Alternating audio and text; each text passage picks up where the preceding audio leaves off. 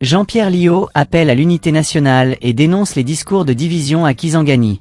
Le ministre de la fonction publique, Jean-Pierre Liaud, a lancé un appel pressant à la population de la province de la Chopo, ce dimanche 9 mars, lors d'un meeting organisé à la place de la Poste à Kisangani, chef-lieu de la province.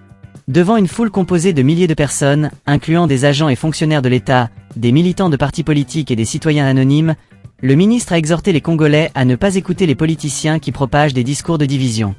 Ne prêtez pas oreille à ceux qui sèment le germe de la division, a-t-il déclaré. Notre force réside dans notre unité. Jean-Pierre Liaud s'est rendu à Kisangani dans le cadre de la campagne « Congolais Téléma », une initiative visant à renforcer la mobilisation nationale face à ce qu'il qualifie des « agressions contre la RDC ». Accompagné d'une délégation gouvernementale et parlementaire, le ministre a profité de cette occasion pour réveiller la conscience patriotique des Congolais. Nous devons nous lever comme un seul homme pour défendre notre pays, a-t-il martelé. Le Congo a besoin de chacun de nous pour faire face aux défis qui nous menacent. Un appel à l'unité face aux menaces de balkanisation. Dans son discours, Jean-Pierre Liaud a fermement condamné toute idée de balkanisation du pays. Il a rappelé que la RDC est un État souverain et indivisible, et que toute tentative de fragmentation serait une trahison envers la nation. Nous ne pouvons pas permettre que notre pays soit divisé, a-t-il affirmé. La balkanisation n'est pas une option. Nous devons rester unis pour préserver notre intégrité territoriale. Le ministre a également dénoncé les massacres de civils, les vols et les viols commis contre les femmes et les filles dans l'est de la RDC. Ces atrocités, perpétrées par des groupes armés, ont plongé la région dans un cycle de violence et d'instabilité. Nous ne pouvons pas rester silencieux face à ces crimes, a-t-il déclaré. Chaque vie perdue, chaque femme violée, chaque enfant traumatisé est une blessure pour notre nation.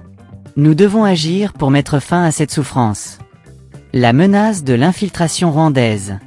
Jean-Pierre Liaud a également abordé la question de l'infiltration de l'armée et de la police congolaise par des éléments rwandais. Cette préoccupation fait écho aux accusations répétées du gouvernement congolais contre le Rwanda, qu'il accuse de soutenir des groupes rebelles opérant dans l'est du pays. Nous ne pouvons pas tolérer que des étrangers infiltrés dans nos forces de sécurité menacent notre souveraineté, a-t-il déclaré.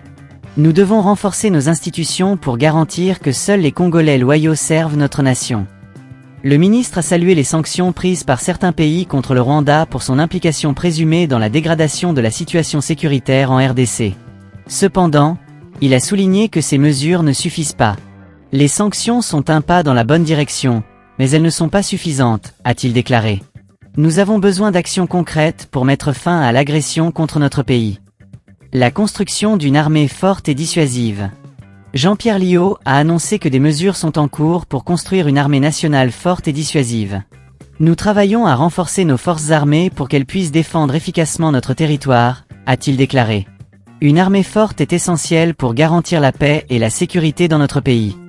Cette annonce intervient dans un contexte où les forces armées congolaises sont engagées dans des opérations de grande envergure contre les groupes rebelles dans l'est du pays.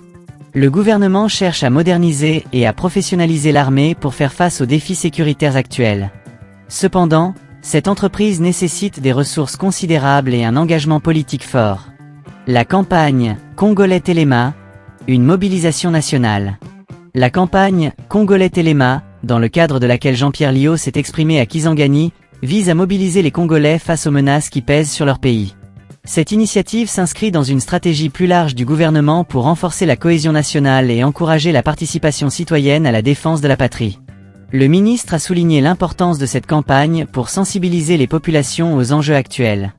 Nous devons tous nous lever pour défendre notre pays, a-t-il déclaré.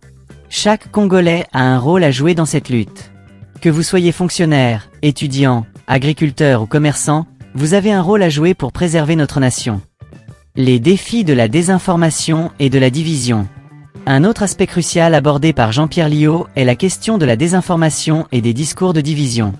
Dans un pays aussi vaste et divers que la RDC, où les tensions ethniques et régionales peuvent être exploitées à des fins politiques, la lutte contre la désinformation est un enjeu majeur. Le ministre a appelé les citoyens à faire preuve de vigilance et à ne pas se laisser manipuler par des discours mensongers. Les politiciens qui cherchent à diviser notre nation ne méritent pas notre attention, a-t-il déclaré. Nous devons rester unis et concentrés sur notre objectif commun, la défense de notre pays. L'importance du patriotisme. Jean-Pierre Liaud a également insisté sur l'importance du patriotisme. Le patriotisme n'est pas un simple mot, a-t-il déclaré. C'est un engagement envers notre nation, envers nos compatriotes, envers notre avenir commun. Nous devons tous cultiver cet esprit patriotique pour surmonter les défis qui nous attendent. Ce message vise à renforcer le sentiment d'appartenance nationale et à encourager les Congolais à s'engager activement dans la défense de leur pays. Dans un contexte de tensions régionales et de menaces sécuritaires, le patriotisme est perçu comme un outil essentiel pour renforcer la cohésion sociale et la résilience nationale. Conclusion. Le discours de Jean-Pierre Liaud à Kisangani reflète les défis auxquels la RDC est confrontée dans un contexte de tensions régionales et de menaces sécuritaires. Son appel à l'unité nationale, à la vigilance contre la désinformation et à la mobilisation citoyenne souligne l'urgence de la situation. Cependant, la réussite de cette stratégie dépendra de la capacité du gouvernement à mobiliser les ressources nécessaires et à garantir que tous les Congolais, quelle que soit leur origine, se sentent concernés par la défense de la nation. Dans un pays marqué par des décennies de conflits et de divisions, le message d'unité porté par Jean-Pierre Liaud est un rappel puissant de l'importance de la cohésion nationale. Reste à voir si cet appel sera entendu et si les Congolais parviendront à surmonter leurs différences pour faire face ensemble aux défis qui les attendent.